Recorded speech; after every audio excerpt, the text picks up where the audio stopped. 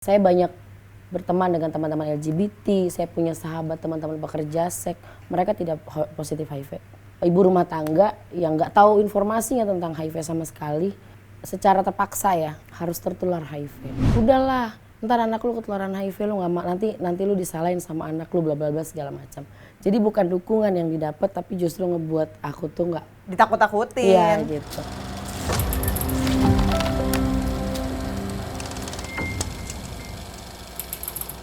Welcome to Uncensored with Andini Effendi. Kali ini saya akan ngobrol dengan Mbak Hartini Rahayu, perempuan dengan HIV dan juga merupakan staf program dari Ikatan Perempuan Positif Indonesia, di mana Mbak Hartini akan cerita pengalamannya menjadi seorang perempuan yang melahirkan anak ketika statusnya sudah HIV positif dan ternyata bisa loh. Welcome to Uncensored, Mbak Hartini Rahayu. Mbak Hartini, terima kasih. Kembali lagi kita jumpa. Ya. Setelah berapa tahun ya? 3 tahun ya? 3 tahun, 4 lah, dari 2019 kan? Oke. Iya ya.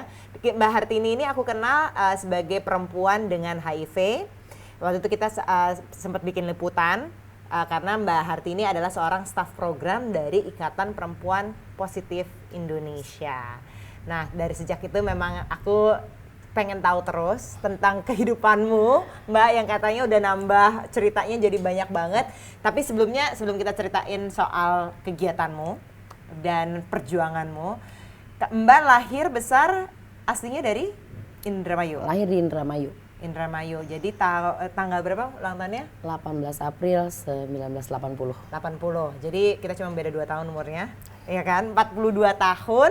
Tapi udah pengalamannya udah kayak orang yang jauh lebih senior dari itu.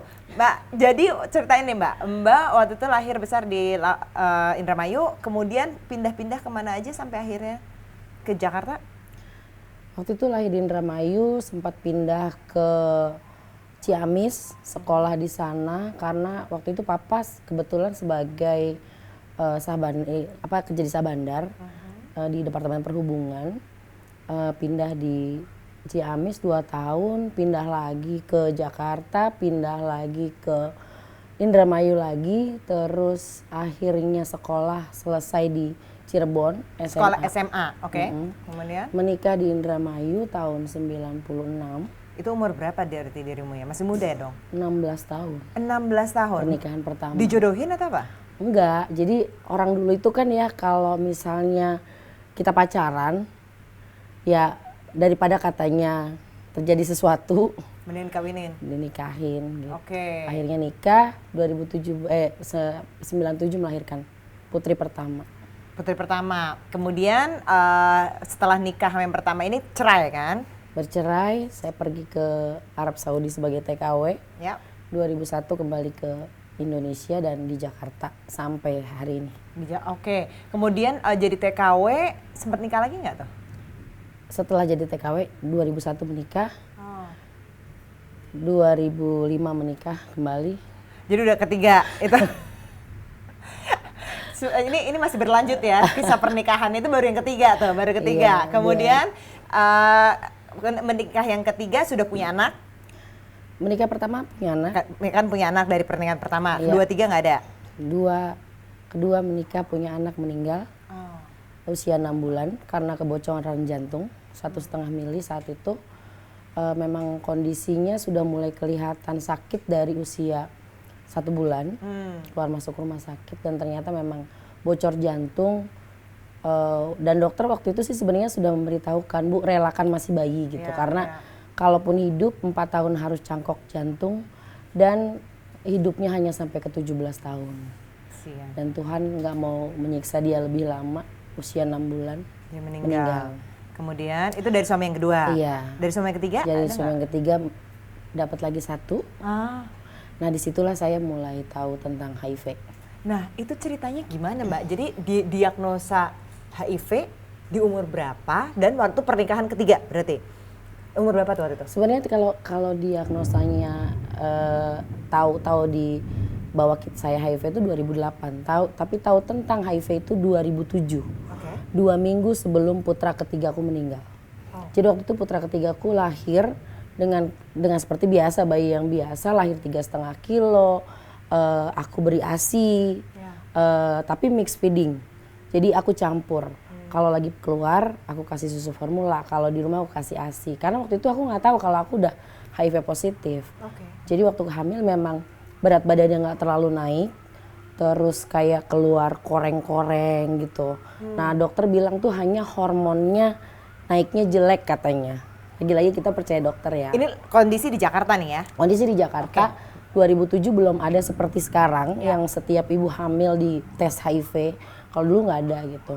Nah anakku ternyata 3 bulan itu kena TB paru. Jadi pengobatan TB. Nah setelah terakhir saya ambil obat tuh dokternya bilang, Mbak ini anakmu terapi TB-nya sudah selesai. Tapi tolong obatin karena anakmu positif. Aku kaget, positif apa dok? Dokternya lebih kaget, loh emang kamu nggak dikasih tahu?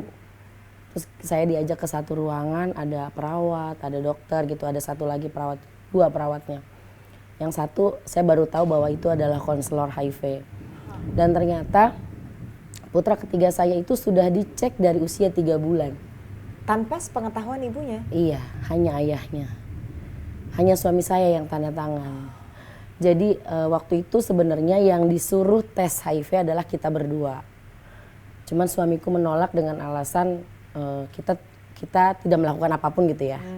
Akhirnya dokter. Dan kamu percaya aja? Percaya. Ya bahkan nggak dikasih tahu anak saya diambil. Waktu itu ngambil sampel di bayi itu justru hasilnya jauh lebih lama gitu sebenarnya. Namanya PCR kalau zaman dulu. Terus aku dikasih tahu bahwa anakmu positif HIV gitu, tapi suamimu tidak melakukan, nggak mau ngasih obat gitu. Ya antara bingung, nggak ada sedih ya Mbak Andini saat itu karena nggak pernah tahu HIV itu apa. Yang saya tahu HIV itu adalah yang bakal kena HIV gitu ya, pekerja seks, pengguna nafsa gitu ya. Ya walaupun saat itu kondisinya saya beberapa kali diselingkuhi, tapi ya nggak mikir bahwa itu adalah salah satu media penularan. Nah akhirnya begitu sampai rumah, saya konfirmasi dong ke pasangan. Pah, tadi mama dari dokter gini kasih tahu. Jawaban pasanganku waktu itu cuma bilang gini, itu udah kesalahan dokter. Kalaupun Nandito, anak saya Nandito namanya. Kalaupun Nandito HIV positif, itu bukan dari aku apa dari kamu, tapi dari peralatan rumah sakit. Lagi-lagi karena tanpa informasi, percaya. 2 minggu setelah itu anakku meninggal. Karena kita nggak pernah tahu ada infeksi apa di dalam tubuhnya. Umurnya pada saat itu berapa? 9 bulan. 9 bulan itu hanya bisa tengkurap dan dia nggak bisa telentang sendiri. Jadi semuanya tuh masih. Dan itu dia meninggal di tanganku, Mbak Andini. Benar-benar di tanganku dia pamit. Dan entah ya yang ada di pikiranku karena waktu itu aku langsung pingsan. Aku cuma mikir, kok kena TB paru, kenapa nggak bisa hidup gitu, kenapa nggak bisa sembuh? Karena dokter bilangnya kan bisa sembuh kok Bu gitu kan. Ya itu karena memang ternyata ada virus di badan anakku yang nggak diobatin. Setelah wafatnya anakmu tuh Mbak, apa yang membuka mata kamu terhadap ya HIV dan kondisimu tentunya? Kondisiku memburuk Mbak Andini. Begitu putraku meninggal, aku kan pindah ke rumah mertua. Dan kekerasan kan masih sering terjadi. Plus ini jadi kamu ada mengalami kekerasan? Iya. Dalam rumah tangga? Dipukul atau apa gitu? Lebih dari dipukul. Kepalaku sudah 3 kali CT scan. Dan aku sudah mengalami pendarahan 6 kali. Jadi waktu itu berat badanku yang tadinya 48-49 di akhir 2007 itu mencapai 36 kilo. Dengan kandidiasis oral sampai ke tenggorokan, terus diarenya sudah lebih dari 3 bulan, batuk pilek yang nggak pernah sembuh, dan korengannya itu sekujur tubuh sampai ke muka. Jadi aku tuh nggak bisa tidur di spray, harus pakai perlak atau daun pisang. Karena di Jakarta susah daun pisang, akhirnya pakai perlak. Karena kalau di spray itu begitu bangun tidur ya kelupas semua kulitku, bercampur darah dan nanah. Itu memburuk. Nah berobatku tuh kan cuma ke puskesmas ya. Tapi nggak ada tes? Belum ada tes. ke puskesmas mungkin lama-lama mikir, kok ini orang diobatin ya diare 3 hari sembuh, diare lagi. Diobatin batuk pileknya sembuh, begitu lagi. Akhirnya dokternya bilang, Mbak kamu saya rujuk ya ke rumah sakit Persahabatan, ketemu dengan dokter Epi. Nanti kamu dijelasin. Nah disitulah saya mengulang kembali dengar kata HIV di Januari 2008. Ini tuh ada indikasinya ke sana bla bla bla. Terus aku cerita bahwa 2007 sebelum putraku meninggal dokter sudah bilang, terus ibu kenapa nggak tes katanya. Ya saya pikir pasangan saya ada saat itu. Katanya ya bukan dari kita berdua, saya percaya karena kondisi saya juga baik-baik aja waktu itu. Nah tes zaman dulu nggak kayak sekarang Mbak Andini. Kalau dulu itu 2 minggu keluar tes hasilnya, kalau sekarang 1 jam. Jadi saya dites, tapi saya udah dikasih obat yang namanya Kotrik, antibiotik, sama beberapa obat yang nyembuhin, udah tes, cek laboratorium segala macam lah ya. Tapi nunggu hasilnya 2 minggu. Nah sampai rumah itu nggak ada perasaan sedih lagi-lagi, karena masih belum percaya bahwa masa sih gue kena HIV gitu, dari mana gitu kan. Kalaupun gue nikah berkali-kali, tapi kan dengan pasangan yang sah ya menurut hukum dan agama gitu, bukan berganti-ganti dengan yang sembarang orang gitu ya. Jadi sampai rumah 2 minggu itu kayak masa sih bener enggak gitu, tapi saya minum tuh obat plus obat jamur segala macem karena di 3 bulan terakhir itu saya makan bubur pakai sedotan Mbak Nini. Oh nggak bisa? Nggak bisa, dan kalau makan bubur pakai sedotan tuh penyiksaan sebenarnya. Kayaknya masih mending gak usah makan, gak usah minum deh gitu. Karena rasanya gak enak banget, sakit banget gitu. Kemudian datanglah hasilnya. 2 minggu kemudian itu udah mulai agak membaik sih sebenarnya ya. Bisa nelen dan lain sebagainya. 2 minggu buka hasil, saya dinyatakan HIV positif dengan AIDS stadium 4. Apa tuh maksudnya? Jadi karena sudah banyak banget penyakit yang ada di badan saya. SGOT, SGPT atau fungsi liver saya tinggi. Anemia berat, kandidiasis oral sampai ke tenggorokan, batuk pilek nggak pernah sembuh, diare plus ya itu ada di sekujur tubuh. Jadi saya sudah di fase AIDS stadium 4. Dan saya harus minum obat. Saya diberitahukan bahwa saya harus minum obat seumur hidup. Tidak bisa sembuh tapi hanya melemahkan virus. Saya tuh setengah mendengarkan dan tidak, tapi lagi-lagi saya nggak nangis. Saya cuma bersyukur dalam hati, oke, berarti saya akan mati karena sakit, bukan karena saya mati dipukuli. Itu aja. Dan saya lebih memikirkan perasaan orang tua saya. Mungkin mama saya akan lebih rela saya mati karena sakit ketimbang saya mati dipukuli. Udah saya pulang, saya latihan mati tuh. Ini. Maksudnya latihan mati gimana? Saya nggak nyalain lampu, saya nggak ngelihat TV, saya nggak mau kena sinar matahari. Karena saya tahu di kuburan nggak ada itu. Karena saya yakinnya saya positif HIV mati dah.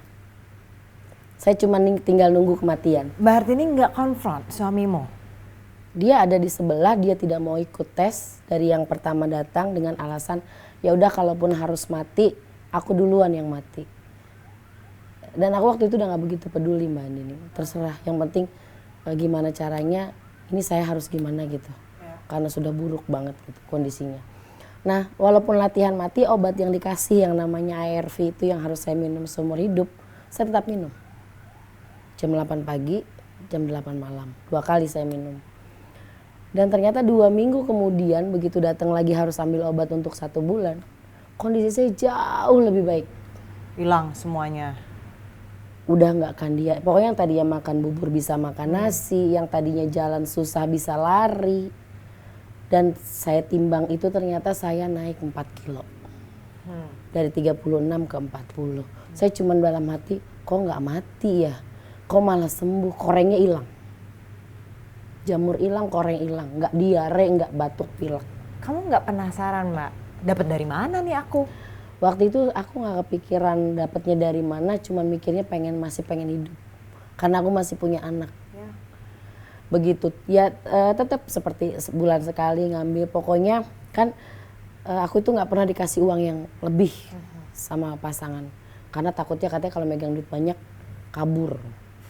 Jadi Pokoknya setiap hari Rabu di minggu pertama setiap bulan saya harus pegang uang 50.000. 33.000 buat pendaftaran.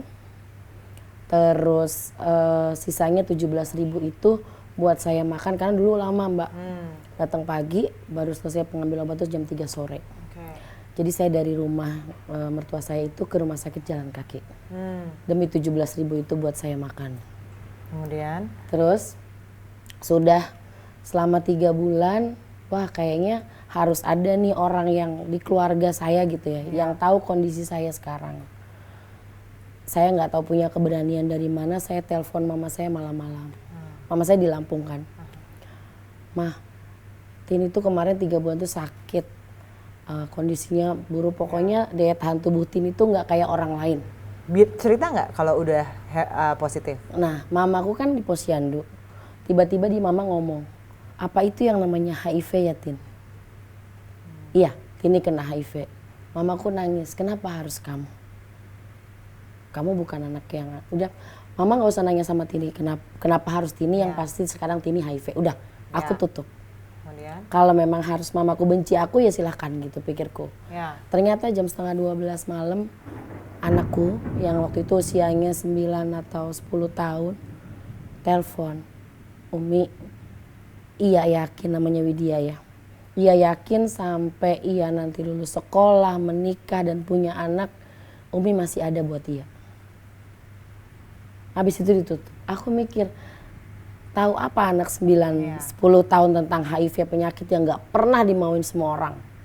Tapi dia punya keyakinan bahwa ibunya akan hidup sampai jadi oma. Dan itu yang sekarang terlaksana. Dan kamu udah punya cucu? 2 dari si Widya itu. Kamu taunya ternyata suamimu itu yang memberikan HIV, itu dari mana?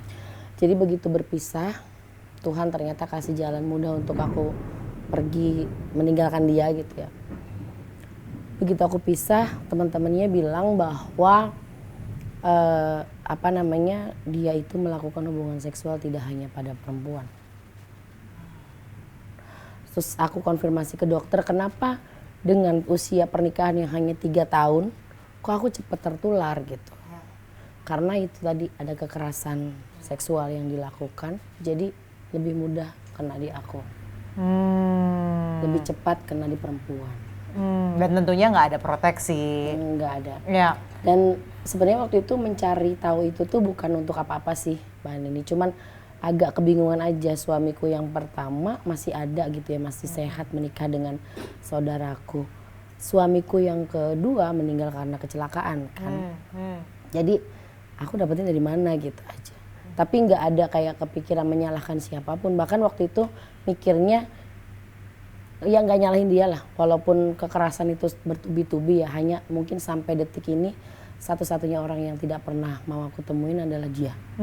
Jadi tapi nggak pernah ada konfrontasi kayak, hey ini kamu mau memberikan ini pada saya. Sampai saat ini? Enggak. Sekarang ini orangnya masih ada? Masih. Masih hidup? Masih. Tapi kita nggak tahu statusnya apakah dia positif atau tidak? Ya, nggak tahu.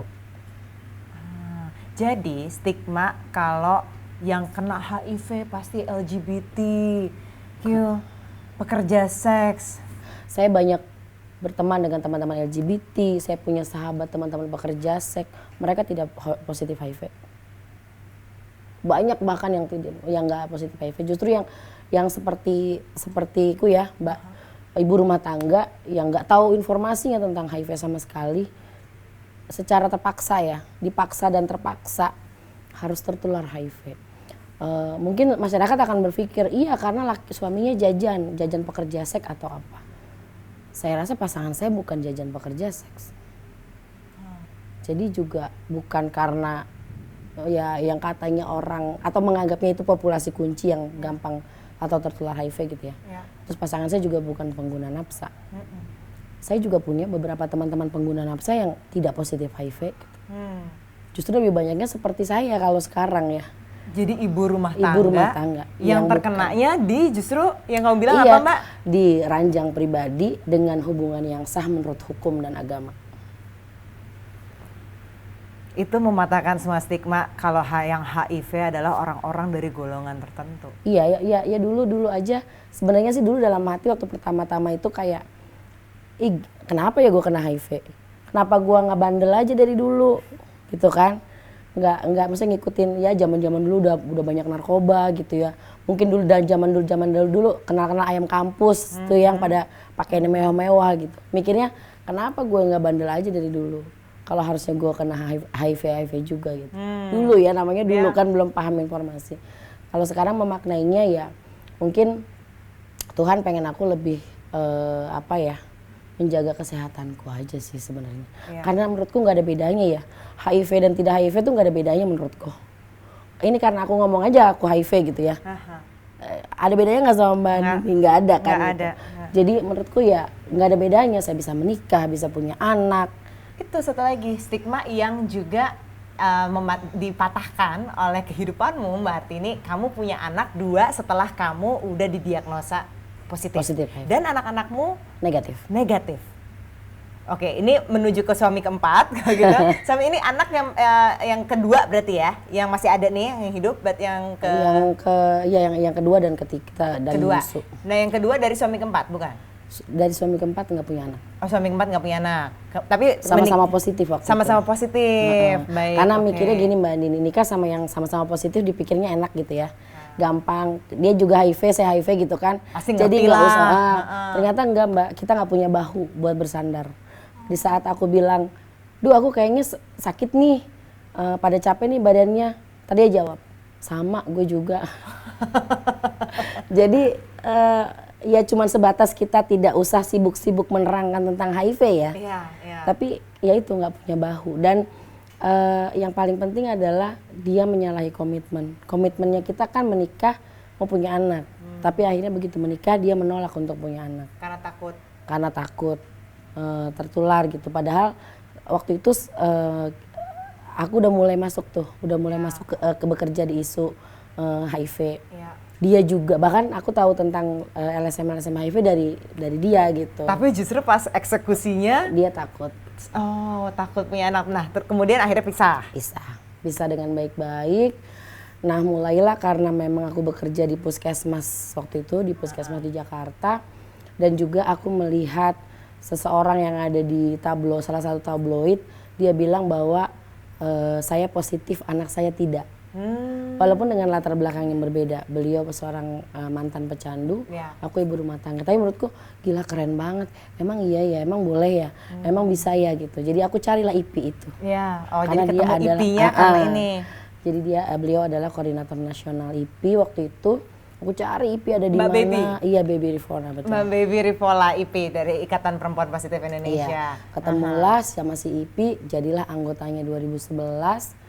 Nah mulai tuh ya alhamdulillah gitu ya dapat kayak pelatihan pemberian informasi, termasuk salah satunya itu yang aku anggap adalah kitab suciku ya setelah menjadi Oda, adalah tentang pencegahan penularan HIV dari ibu ke anak.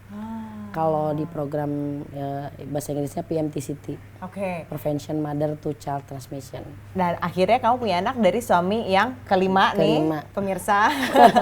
kelima. Ini berarti dia tahu dong kalau Mbak udah positif. Udah tahu. Dan dia bukan dia negatif. Tapi dia berani ambil resiko untuk menikah. Ya, jadi waktu pas begitu tahu ternyata orang positif boleh menikah dengan yang negatif, asal kita nggak bohongin ya. Ya oke deh, aku udah langsung bilang aku pengen punya suami yang negatif gitu. Ya. Susah nggak bilangnya waktu pertama kali mengakui, hey aku tuh. Dia bukan laki-laki yang pertama akhirnya mengiyakan, aku ditinggalin dulu 2 kali Mbak Andini. Cuman itu jadikan pelajaran karena kita pacaran nih. Saya dekat sama seorang orang Cianjur waktu itu. Deket ngobrol terus dia bilang ya udah kamu sendiri aku sendiri kita nikah kata dia gitu. Terus aku bilang nikah aku tuh sakit loh. Kamu sakit apa kata dia. Terus aku bilang aku sakit HIV. Terus dia bilang kalau nggak mau nikah sama saya nggak usah ngarang-ngarang cerita kata dia. Lah kamu tahu kan aku sering minum obat HIV. Nah awalnya sih dia bilang itu anggapannya bercanda. Tapi lama-lama yang tadinya nelpon sehari 3 kali jadi berubah, jadi pergi lama-lama ngilang. Ghosting. Iya sudah. Yang kedua pacaran lagi sama orang Makassar. Begitulah ngajak nikah. aku kasih tahu bahwa aku positif HIV, sama jawabannya, dianggapnya aku bohong. Tapi ya gitu lama-lama menghilang. Aku mikir kayaknya ada yang salah deh cara aku ngasih tahu gitu ya. Nah, justru pria yang ketiga inilah yang aku bikin berbeda. Cara pendekatan, cara ngomong HIV-nya. Jadi dari awal kenal itu aku udah bilang bahwa aku bekerja di puskesmas sebagai kader muda layanan alat suntik steril untuk teman-teman pengguna nafsa yang masih menggunakan. Nafsa ini adalah narkotika. Ya. Yang suntik. Terus aku juga anggotanya IPI, Ikatan Perempuan Positif Indonesia, yang memang anggotanya 90% perempuan yang hidup dengan HIV, 10% terdampak, artinya pasangan yang HIV positif. Kenapa aku cerita begitu? Aku pikir karena dia orang awam, dia akan mikir aku yang 10%. Gitu. Aku cerita aja. Oh iya, kata dia, udah. Selama 3 bulan itu berjalan dengan baik karena aku pikir aku belum mau kehilangan sosok yang memperlakukanku di usia 32 tahun seperti 17 tahun ya. Di ulang tahunku waktu itu dia memberikan boneka Hello Kitty yang gede yang pakai baju pengantin. Aku kan suka banget Hello Kitty. Jadi aku nanti dulu deh ngomongnya, toh kita belum ngapa-ngapain gitu. Nah, tapi memang sepertinya dia mendesak gitu. Karena setiap malam Sabtu, malam Minggu itu aku ngasihnya tuh ini informasi-informasi atau leaflet-leaflet tentang HIV. Nangkep nggak akhirnya? Dibaca, mending dibaca. Terus kalau misalnya setiap ketemu, aku punya temen loh, istrinya positif HIV, suaminya enggak, anak-anaknya negatif gitu. Aku pengen tahu perspektifnya dia sih. Terus dia bilang, aku juga punya temen dan dia baik-baik aja, tapi yang teman satunya meninggal karena dia nggak berobat. Oke, berarti dia udah agak tahu gitu kan. Nah, di yang 3 bulan itu ya sama nih, habis hari AIDS sedunia, sampai ke kosan, kita makan berdua, tiba-tiba dia selesai minjem sikat gigi. Terus aku bilang, ya udah ada yang baru. Aku selalu sedia sikat gigi yang baru. Enggak, aku mau pakai punya kamu, jangan. Jadi kita rebutan sikat gigi. Aku parno aja sih sebenarnya Mbak Endini. Aku pakai sikat gigi itu pagi. Kalaupun dia pakai sore nggak akan nularin apa-apa sih. Cuman ditularin HIV itu kan nggak enak ya. Aku nggak mau nularin itu ke orang lain gitu. Jadi kita rebutan, akhirnya dia marah.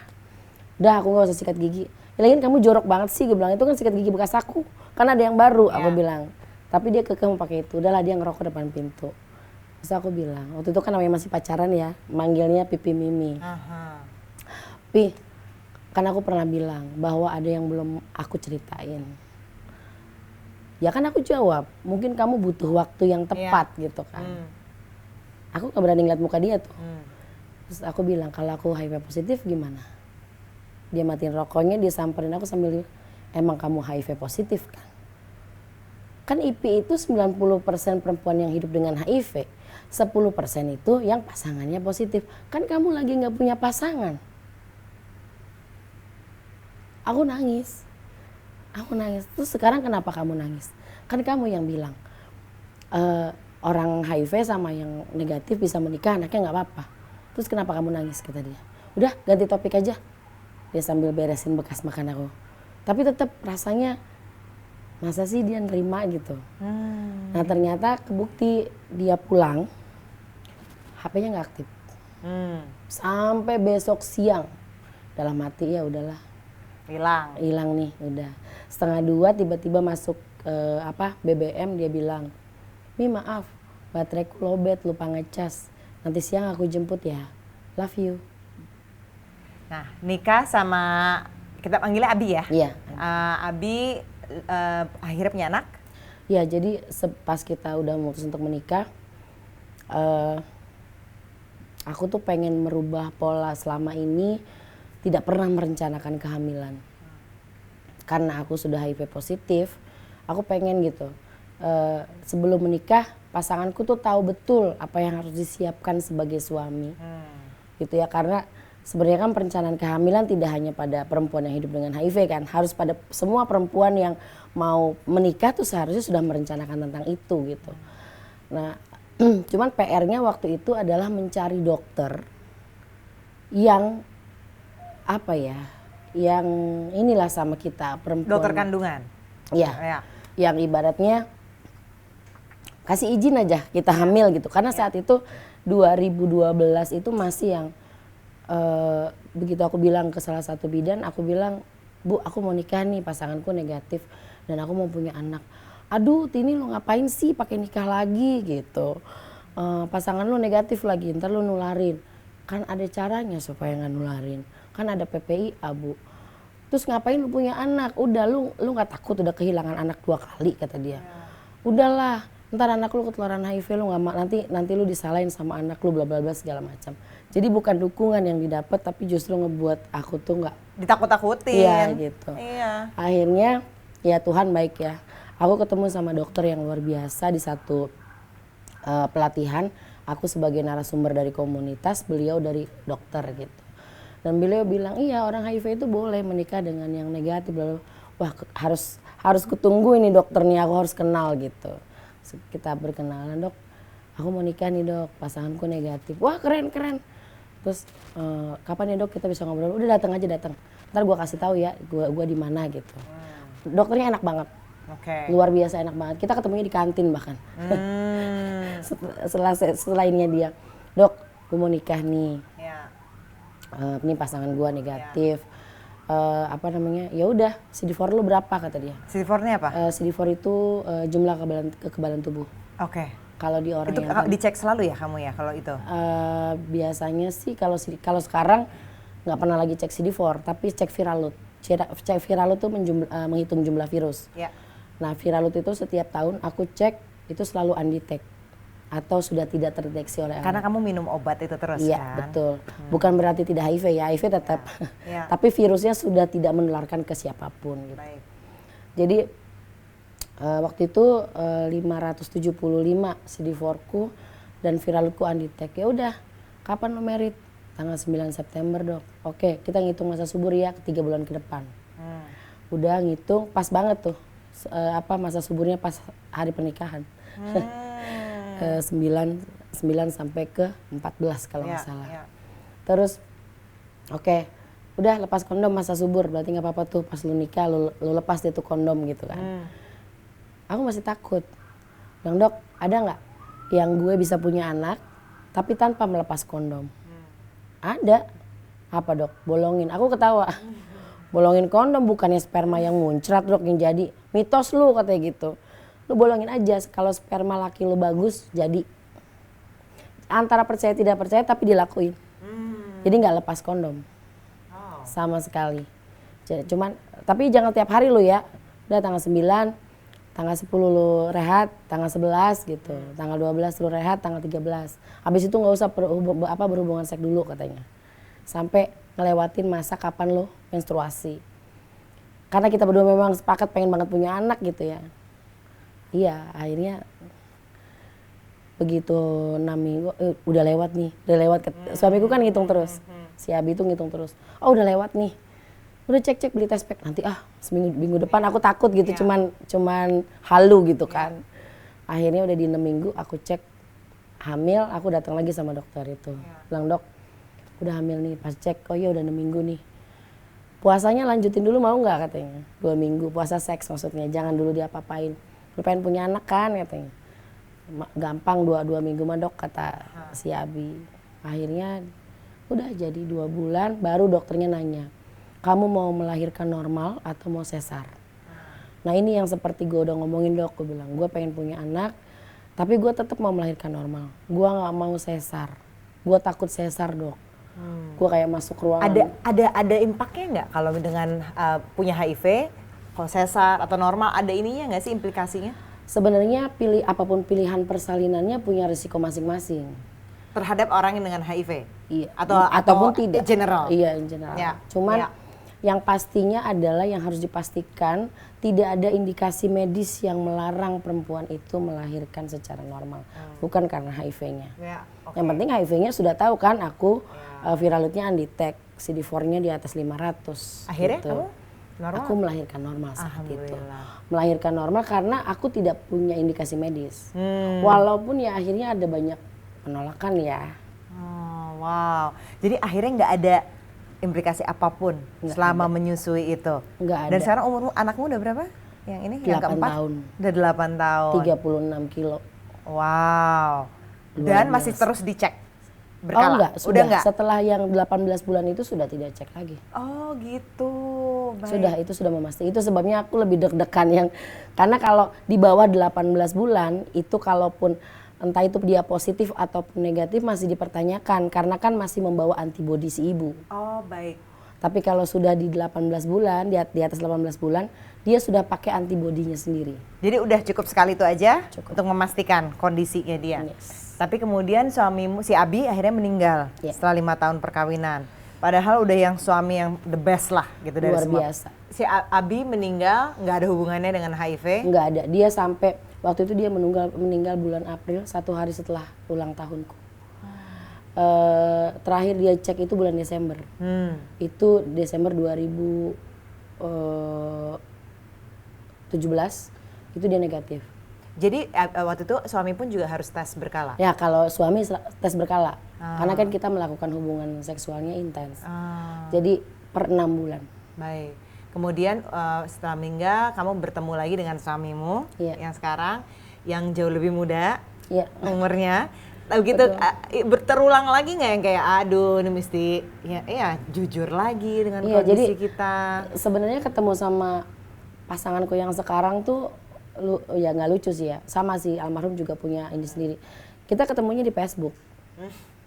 Kita ketemu di Facebook, dia nge-add, terus aku pikir oh ya sudah, aku accept. Dan tiba-tiba dia ini makasih ya udah confirm. Dia waktu itu kan kebetulan ada inian handphone gitu ya di Bekasi. Kalau temanmu atau saudaramu mau beli handphone sama aku ya gitu-gitu. Boleh minta nomor teleponnya enggak? Modusnya gitu. itu. Modusnya. Benar. Akhirnya aku kasih nomor telepon terus dia WA. Aku ngeliat mukanya ya ampun bocah gitu kan. Ini foto kamu, gue bilang. Iyalah, kalau nggak percaya video call aja. Dia video call. Dia bilang ngapain sih? Udah video call udah. Nah kita belum ketemu. Begitu video call nih kok lebih sering gitu, sehari bisa. Ya kayak minum obat lah ya, 3 kali gitu sehari dan video callan gitu. Sebelum akhirnya nanti kita ketemu dan dia tahu siapa aku gitu, so aku bilang sama dia, aku mau kamu cari informasi dulu tentang aku ini siapa. Baru kamu bisa telepon aku lagi besok. Emang kamu siapa kata dia? Kamu cari. Karena aku ada sisi yang kamu belum tahu tentang aku siapa di media sosial aku. Cari aja. Terus dia bilang, jadi kamu udah terbuka? Udah. Dengan status kamu di medsos gitu? Iya udah, di medsos aku udah terbuka. Terus yang aku tahu kamu tuh baru ditinggal suami kamu lagi seneng, bukan itu. Kamu cari sampai, oh kamu tuh ini gitu. Aku tunggu sampai besok. Nanti kalau kamu udah tahu jawabannya boleh telepon aku.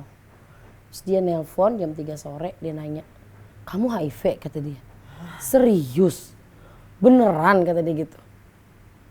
Terus almarhum karena HIV? Enggak, almarhum negatif. Kok mati kata dia? Lah, lu pikir yang mati orang HIV doang? Gue bilang, lu juga bakal mati ya, gue bilang gitu. Terus masa sih? Kenapa sih kamu harus HIV? Kata dia gitu. Lah kenapa? Kita kan belum ketemu. Baru video callan gitu. Iya. Enggak, jujur ya, aku paling takut sama HIV kata dia. Ya nggak masalah, makanya sebelum daripada kamu setiap hari nelponin aku nggak jelas tiba-tiba waktu. Akhirnya juga ya kalau mau berteman aja nggak apa-apa gue bilang. Tapi kalau misalnya ini iya tapi kenapa kamu harus HIV gitu aja bolak-balik pokoknya.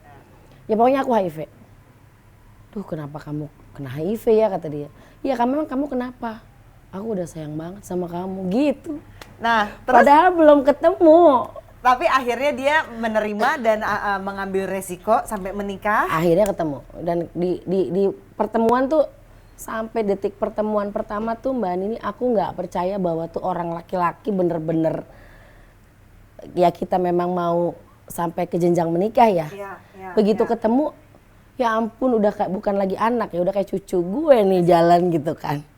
Kayak jauh banget. Jauh banget. Waktu itu kan dia kan orangnya tinggi banget dengan berat badannya yang nggak ini gitu ya. Aku kan udah kayak gini. Masa aduh kayaknya nggak mungkin sama dia gitu. Tapi ya udahlah kita berteman. Ngobrol ya sering ketemu segala macem udah mulai kayak yang cemburu-cemburu gitu dianya. Walaupun aku masih kayak ih lu yakin sama gua gitu kan. Tapi dia mau nggak kayak punya anak apa segala macam? Iya dia aku bilang sama dia sebenarnya mau langsung matahin dia sih. Aku bilang aku mau nikah sama kamu, kamu mau nikah sama aku, mau punya anak kan, gue bilang. Aku udah gak mau punya anak, aku udah capek, aku bilang gitu. Oh ya udah, nggak usah punya anak kan udah ada Nacita, kata dia gitu. Pertama, lama-lama dia nanya, aku mau tanya sama kamu, kenapa kamu nggak punya anak? Aku nggak terima alasan, maksudnya karena kamu capek. Aku yakin ada alasan lain, kata dia. Oke, kalau aku ngomong alasannya kamu jangan marah ya. Enggak, aku nggak marah, kata dia. Karena aku belum tahu kamu kayak almarhum atau bukan. Memperlakukan kamu sebegitunya. Emang almarhum kenapa? Ya. So, aku cerita panjang lebar. Almarhum udah pernah punya anak belum? Belum. Udah pernah menikah? Belum. Kok dia bisa? Karena dia belajar. Ya udah, aku mau belajar kayak almarhum. Itu yang akhirnya merubah. Oke, tapi aku cuma bisa punya satu. Dan aku bisa terakhir hamil itu hanya di tahun 2020. Kenapa? Itu? Karena kan usia aku sudah di 40 tahun maksudku. Oh, oke. Ya. Oke, nggak apa-apa, kata dia.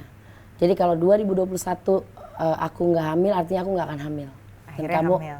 Ternyata hamil. 2020. Pas 2020. Nah, ini kehamilan yang terakhir, anakmu yang terakhir ini nih, ada ceritanya sendiri juga ya. Itu apa yang menyebabkan kamu tuh sempat baby blues, sempat depres kan sebenarnya in a way. Itu apa yang dirasain sih Mbak pada saat itu? Jadi sebenarnya dulu tuh aku nggak pernah punya darah tinggi kan, Mbak Andini. Darah tinggi itu muncul pas kematian almarhum kan. 49 hari aku nggak tidur. Artinya bukan nggak tidur sama sekali, tapi tidurku tuh paling kayak yang ngeliyep gitu doang. Iya. Nah, begitu 49 hari yang terakhir tuh ngerasa kepalaku udah berat banget, aku ke puskesmas, ternyata dicek tensiku tinggi. Nah, waktu itu dokter berpikirnya tensi tinggi karena nggak tidur. Jadi belum dikasih obat. Tapi ternyata selama 3 bulan tuh intens, tensinya tinggi terus. Dan akhirnya harus dipaksa minum obat seumur hidup yang satu lagi ya, yaitu darah tinggi. Jadi aku konsumsi obat darah tinggi dari tahun 2018. Nah, perkenalanku sama si suami yang sekarang itu kan almarhum meninggal April. Aku kenal sama dia itu Juni. Menikahnya Desember. Jadi waktu yang cepat. Nah, begitu merencanakan juga dokter udah kasih tahu bahwa aku punya risiko preeklamsia.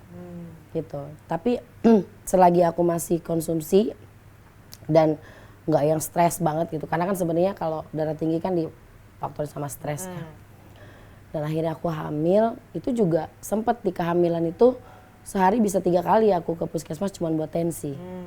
Karena benar-benar yang nggak main-main, 180, 190 per sekian gitu. Dan itu ngaruh sampai akhirnya melahirkan? Ngaruh, jadi waktu itu aku tuh kayak ngerasa sesek lambung, kayak bayiku tuh udah nonjok perut. Aku tuh sebenarnya cuma cek ke puskesmas tuh cuma cek, ini kenapa gitu. Aku udah gak mau makan, maunya makan buah, sakit tuh hatiku. Ternyata sama dokter, udah kamu jangan turun dari tempat tidur, kami mau nyari NICU. Aku harus lahiran sekarang, aku bilang gitu.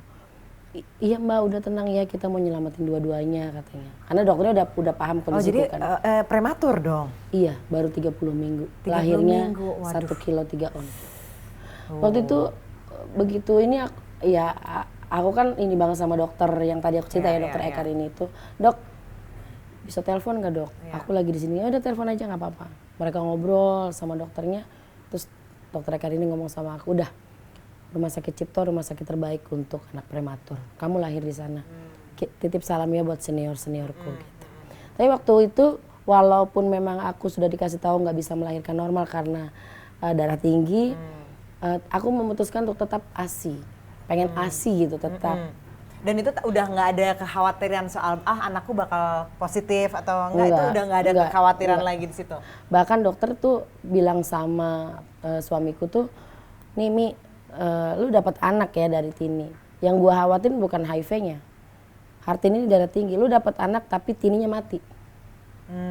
Makanya sampai rumah sempat waktu kehamilan 6 minggu, suamiku bilang, Mi gugurin aja ya. Buat apa gitu, aku punya anak tapi kamu nggak ada. Bilang kalau nggak dijaga, aku bilang, aku yakin kok baik-baik aja.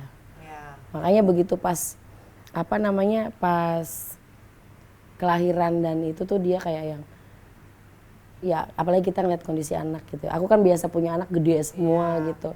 Ini ngelihat yang 1 kilo 3 on, aku cuman mikirin gula 1 kilo ditambah 3 sendok gitu kan. Begitu usia 4 hari, aku baru bisa nengok sama suamiku ngeliat aku pakai kursi roda. Aku lihat, ya ampun ini anakku gitu kan, kayak alien, kulitnya hitam, ini matanya besar, dia ditutupkan pakai ini, terus pakai ada inkubator, ada ventilator, di sininya ada inian jantung, dan dokter tuh bilang, suamiku nanya, ini serius anak kita Mi? Enggak ketuker kata dia. Enggak, itu ada tulisannya bayi Nyonya Hartini, aku bilang. Terus BIHA, emang apa BIHA? Bayi dari ibu HIV, aku bilang. Oh gitu, tuh dia minum obat ARV profilaksis. Kan bayi yang terlahir kan harus minum ARV profilaksis kayak selama 6 minggu. Nah dokternya tuh menceritakan sesuatu hal yang menurutku anak ini perjuangannya luar biasa ya. Begitu lahir tuh dia nggak nangis. Dan ternyata jantungnya bocor. Tapi ajaibnya menutup sendiri. Nggak apa-apa Bu, itu biasa katanya. Karena memang belum matur, jadi banyak ini. Nah ini kita nanti seminggu ke depan kita mau belajarin anak ibu untuk lepas ventilator supaya dia bisa nafas sendiri. Ini kan pakai nafas buatan. Tapi ibu nggak bisa sering-sering kesini karena kan lagi COVID ya. Jadi cuman WA, video call gitu ngelihat si bayi. Aku ngerasa kayak, ya ampun ya anak kecil banget. Tapi pas kita pegang kaca gitu ya gitu. Si bayi itu gerak-gerak. Kayak ini aku ada gitu. Dan kata dokternya bayi ibu tuh keren banget tahu. Dikasih susu 1 cc kan 1 tetes ya. Kembung. Tapi begitu dikasih ARV profilaksis aman. Badannya menerima. Dan sekarang berarti umurnya udah 2 tahun. 2 tahun. Berarti dia udah melewati tes yang terakhir. Sudah terakhir dan negatif. Dan negatif. Wow. Dan aku tuh kenapa akhirnya aku punya baby blues yang aku cerita itu Mbak Andini. Jadi begitu lahiran, aku kan sendiri di masa COVID ya.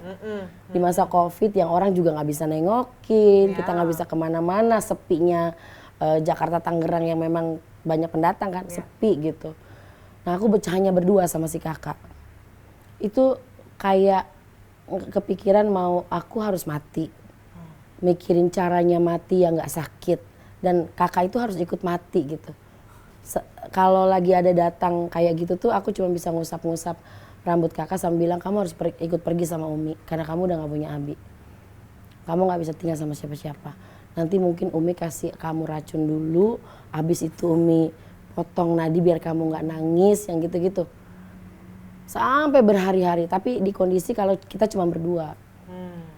Aku cuma bisa nelpon ke pasanganku juga nggak begitu ngerti yang begitu-begitu kan. Udah Mi kamu doa aja paling gitu kan. Nah ini aku langsung ngabarin psikologku, aku bilang Mbak aku kok ada sering sekarang pengen bunuh diri, pengen pergi gitu. Karena aku ngerasa rasanya sayatan sesar itu kan berasa terus ya. Kita bangun, kita mau duduk gitu berasa. Tapi kok bayinya nggak ada gitu. Aku nggak denger nangisnya dia. Terus aku keingetan sama dia yang kecil gitu, apa dia hidup apa enggak. Karena pertanyaanku berkali-kali ke dokter, anakku hidup nggak ya dok? Hidup lah Bu katanya. Yang penting kalau pagi sapa ya. Jadi setiap pagi aku sapa. Terus akhirnya terapis kamu bilangnya apa itu? Ya kalau aku adalah baby blues. Dan aku tuh dihantarkan, aku cuman ya karena online semuanya ya. Aku cuman aku suruh menutup mata, dibisikin bahwa ada bayi mungil yang jauh di sana, yang menunggu kehadiranku, datang jemput gitu. Dan itu kayak aku ada di sebelahnya anak itu. Dan itu aku lakukan berulang-ulang sama si psikolog itu. Akhirnya aku kembali sadar bahwa aku harus hidup untuk anak itu. Nah mulai ada ngerasa aku harus hidup itu begitu 15 hari aku disuruh ke rumah sakit.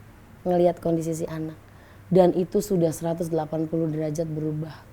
Anakku ganteng banget, hidungnya mancung dan pokoknya luar biasa. Dan akhirnya juga mulai kondisimu sendiri membaik.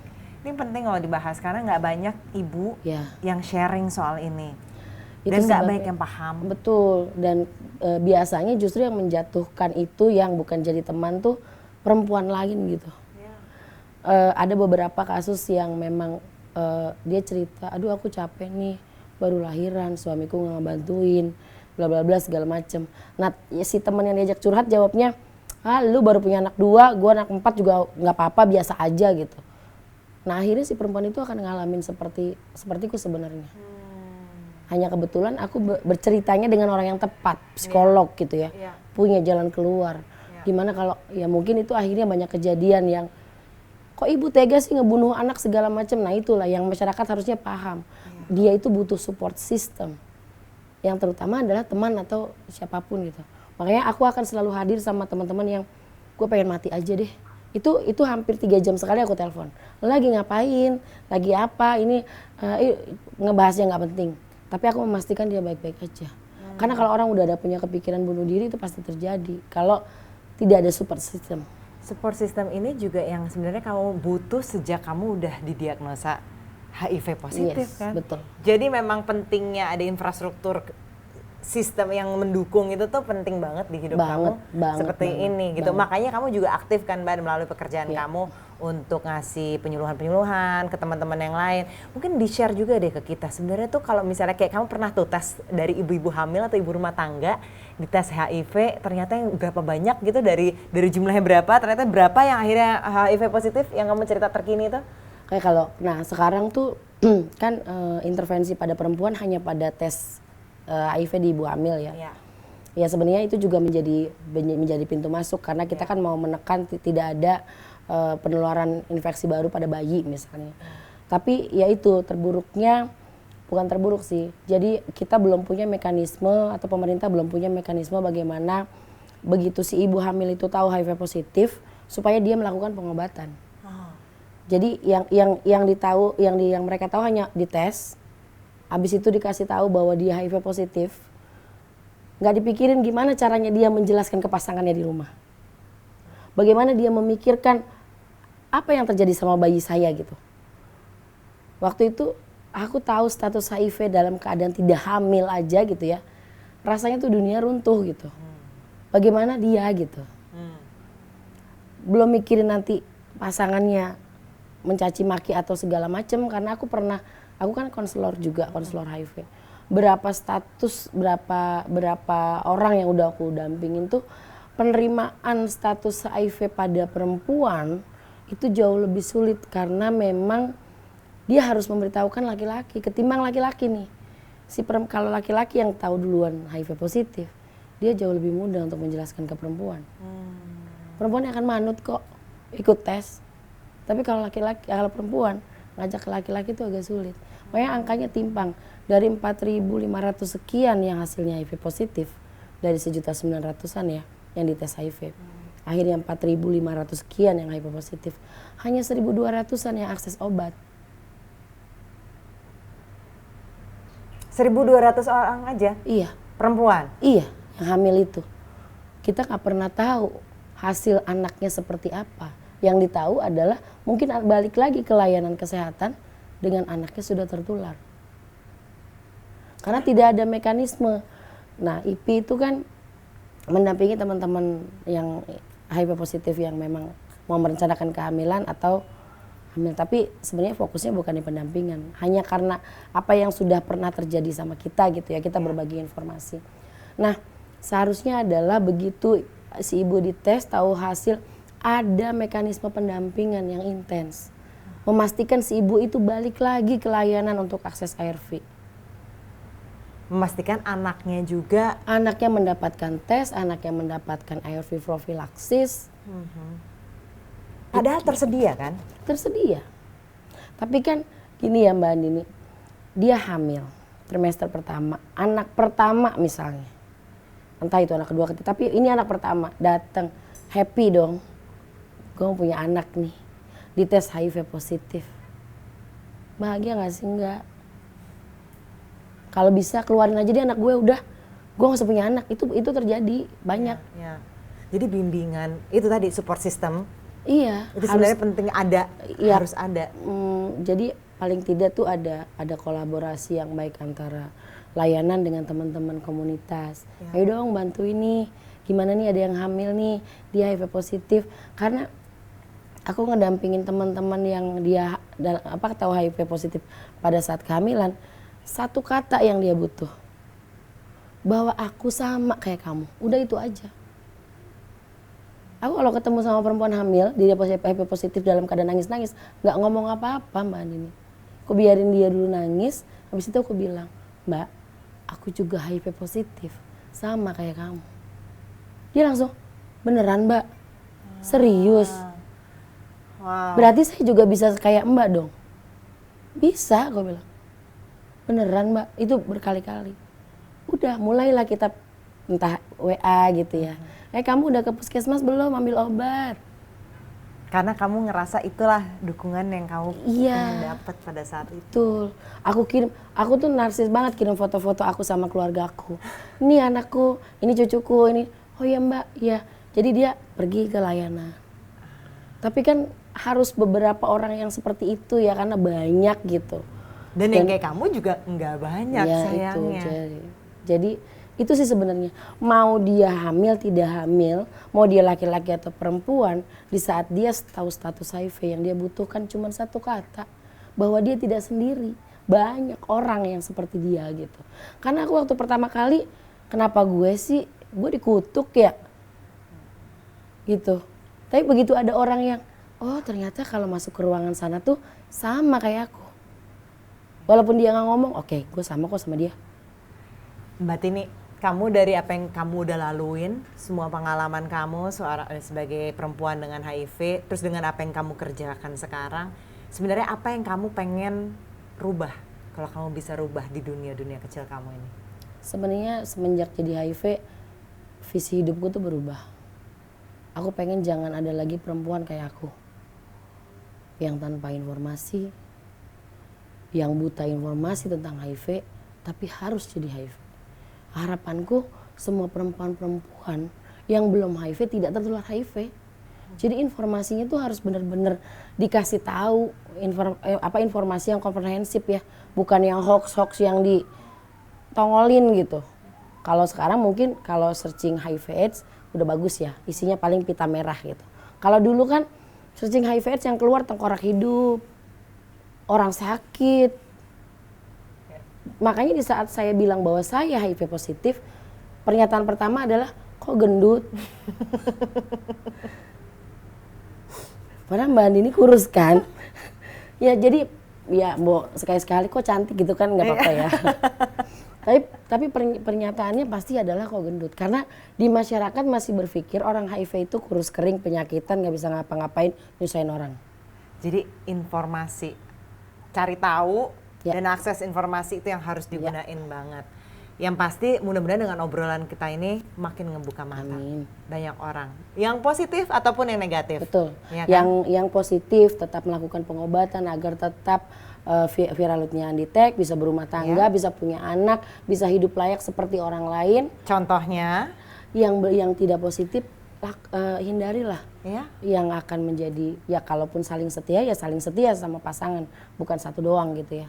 Dan apapun siapapun itu bisa kena HIV. Bukan dari dia pekerja seks, bukan dia dari pengguna nafsa, entah dia sekretaris, entah dia ustadz, pendeta, segala macam, semuanya bisa kena HIV kalau dia melakukan hal yang berisiko. Mbak Tini, terima kasih banyak. Nggak akan pernah cukup waktu kalau ngobrol sama Mbak. Thank you so much. Thank you. Teman-teman, Mbak Hartini.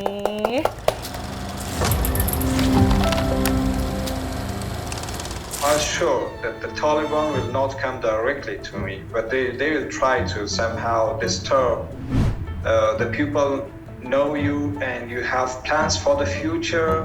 Suddenly everything comes down and you have two options, to be killed or to flee the country.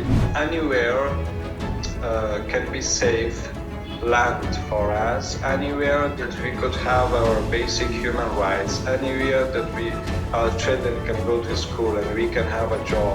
Thank you for watching. This program is part of Cauldron Talks. Selain di YouTube, teman-teman bisa nonton di Facebook Watch dan dengarkan di Spotify atau Apple Podcast.